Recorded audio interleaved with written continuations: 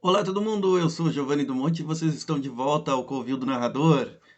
Hoje eu estou voltando depois de um monte de tempo sem gravar vídeo e eu quero falar de uma coisa completamente aleatória, um Covil meio aleatório de novo.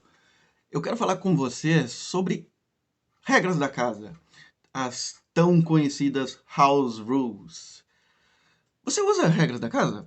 Eu uso e gosto bastante, não importa qual que seja o sistema, eu sempre dou uma pitadinha de regras da minha mesa, regras para o meu grupo, que é o que são as regras da casa. São aquelas coisas, tipo um ajuste fino que você faz no sistema para que ele se pareça mais com você, para que seja algo que você goste mais, para que seja mais divertido para o seu grupo, para que se pareça com algo que você vai ter orgulho e prazer de jogar. Tem gente que tem a pretensão de corrigir o sistema com as house rules. Então, eles dizem que estão corrigindo uma falha ou preenchendo uma lacuna, como acredito sejam entendidos de design de games, né, design de jogos. Eu não tenho esse tipo de pretensão, eu sempre admito, eu não entendo muito de design de jogos, e eu prefiro simplesmente fazer com que o sistema pareça funcionar para mim. E agora eu vou citar para vocês algumas regras da casa que eu adoro utilizar em vários sistemas que eu vou trazer aqui comentários para vocês. Vamos ao número 1. Storyteller. Eu atualmente me considero muito mais narrador de Street Fighter, o jogo de RPG, e Changeling, o Sonhar, entre todos os outros jogos de Storyteller. Embora acredito que no último ano e meio eu não tenha narrado quase nada, exceto algo muito esporádico online. Mas, lembrando ainda dos meus áureos tempos de narrador de storyteller, eu posso dizer para vocês que eu sempre odiei a regra do 1. Sabe aquela regrinha especialzinha que tem lá na segunda edição, principalmente? Eu acho que na terceira ainda estava parecido com isso. Que dizia que os dados que você joga, que obtém o número 1, anulam os sucessos que você tirou em outros dados. Eu odeio essa regra. Eu tenho pavor dessa regra. E eu tenho pânico dessa regra. E eu fiquei muito feliz em ver que o meu pensamento foi traduzido numa box, numa caixinha de regra, na edição de 20 anos de aniversário do Changeling. Lá está escrita a regra opcional Fear of Failure, ou seja, medo de falha. Essa é mais ou menos, acredito que é idêntica ao conceito que eu queria aplicar e sempre apliquei com as minhas regras da casa sobre como jogar os dados em Storyteller. Basicamente, os uns deixam de anular sucessos obtidos. Então, se você jogar 6 dados, obtiver 3 dados com o resultado 1, 2 dados com sucessos, você tem 2 sucessos. Você não tem mais uma falha crítica.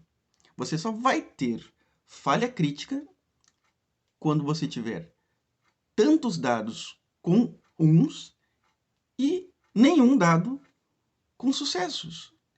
É uma regra tão simples e que facilita enormemente a vida dos seus personagens. Em Street Fighter, o jogo de RPG, você vai ver combates realmente incrivelmente dinâmicos. Os seus personagens acertam muito mais golpes. E quem tem mais dados se torna mais perigoso nos combates. Eu acredito até que existe uma grande influência em tornar os combates mais rápidos, quando os dados rolados não têm o prejuízo dado pelos dados de número 1. Já no Changeling Sonhar, o que eu experimentei narrando uma mesa online que eu estava narrando no ano passado de Changeling, é que as mágicas se tornam muito mais poderosas, como nos tempos míticos. Você consegue coisas como 5 ou 6 sucessos com alguma frequência, e isso faz com que realmente os Changelings se tornem seres poderosos. Mas igualmente serão os seus inimigos, sejam quimeras, sejam outros seres do mundo das trevas.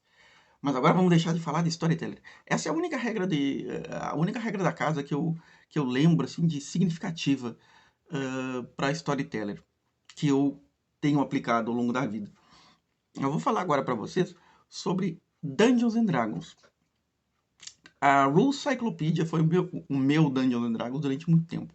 Ela é um manual que contém a compilação de várias edições anteriores de Dungeons and Dragons clássico, né? Então ela é uma compilação. Eu falei sobre ela na história do Dungeons and Dragons que eu contei num vídeo anterior. E só que ela assim, ó, ela tem muitos espaços para perguntas, para dúvidas, coisas como eu já vi muita gente utilizar essa palavra, eu adoro bastante ela, incongruência. Ou seja, as coisas não estão bem encaixadas. E dessa maneira, eu tive que utilizar muitas house rules quando eu mestrava com a Rule Cyclopedia. Uma das coisas que eu fiz com as house rules foi definir que tipos de armas, afinal, um halfling pode utilizar. Porque se você comparar as edições que estão compiladas na Rule Cyclopedia com a própria Rule Cyclopedia, você vai encontrar discrepâncias. O D&D da Grow, a caixa preta, ele era, digamos assim, uma introdução à versão que a Rule Cyclopedia fazia do Dungeons Dragons clássico. Mas a tabela de armas não confere.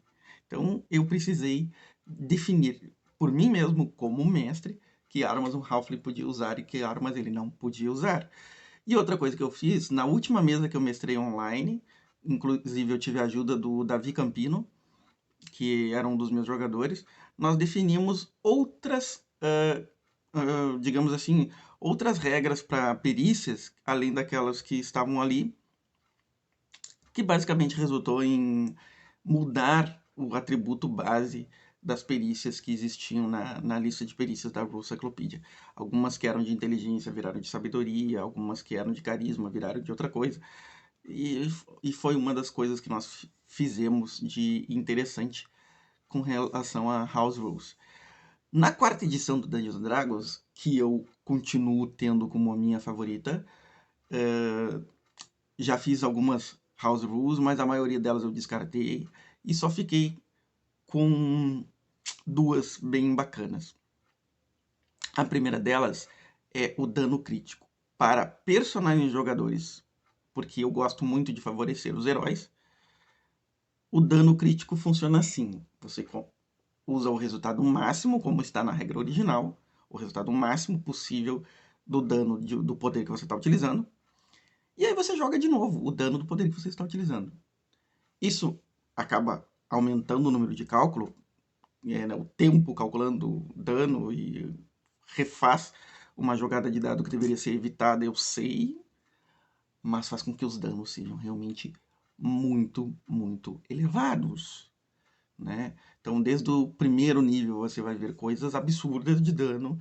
Às vezes, acaba parecendo realmente fazer mais sentido um personagem que foi feito para ser um agressor, por exemplo, causar dano absurdo num adversário, né? E conseguir matar com um golpe só. Eu acho bacana que esse tipo de coisa aconteça, embora seja muito raro, né? O dano crítico é uma coisa rara. Mas é uma regra que eu utilizo e os jogadores têm se divertido com ela. Outra regra que eu uso é a regra de achievements, ou recompensas, ou realizações, né? É uma coisa meio copiada dos jogos de videogame que eu jogava no PlayStation. O Warcraft, World of Warcraft tinha essa coisa de achievements também. Basicamente é o seguinte: se você conseguir fazer numa cena, seja por interpretação, seja com rolagem de dados, seja por tomada de decisão, enfim, alguma coisa muito legal, muito surpreendente ou incrivelmente diferente, e isso eu disse para os jogadores, é arbitrário, sou eu que decido, tá? Isso não é algo que eles vão conseguir adivinhar, que chega na minha cabeça e merece um achievement. Mas eles sempre tentam dar uma trovada, tá? O achievement vai ser dado. E o que é o achievement? O achievement é um prêmio com o nome daquilo que você fez. Por exemplo, vamos ver se eu consigo lembrar um aqui da mesa. que teve. O Guerreiro da Mesa fez a primeira vez que ele fez um uso em cena de uma característica do tema dele, que era Guardião, ele fez com uma interpretação muito bacana e foi num momento, sabe aquele momento que realmente precisava fazer aquele tipo de coisa? Então eu dei para ele um achievement. E o achievement, ele vale pontos de experiência. O valor de 2 lacaios do nível do personagem é o valor de pontos de experiência do achievement. Em geral, o pessoal tá ganhando uns 3 achievements para cada nível até agora, na mesa que eu tô mestrando de Dungeons Dragons 4ª edição através do Telegram. E tem sido muito divertido ver o pessoal tentar se esmerar para fazer coisas diferentes, para fazer coisas bacanas, para ter interpretação, para ver se os achievements surgem, e eles têm surgido. Então, são os exemplos de regras da casa. O vídeo está ficando enorme, eu vou parar por aqui. Que eu tenho para contar para vocês. E gostaria de saber de vocês, jogadores e mestres e narradores, quais são as regras da casa que vocês criam, quais são as regras da casa que vocês gostam de ter, se vocês usam ou não usam. Comentem aí no canal, curtam o vídeo, compartilhem se vocês acharam legal e vamos continuar fazendo o Covil do Narrador crescer.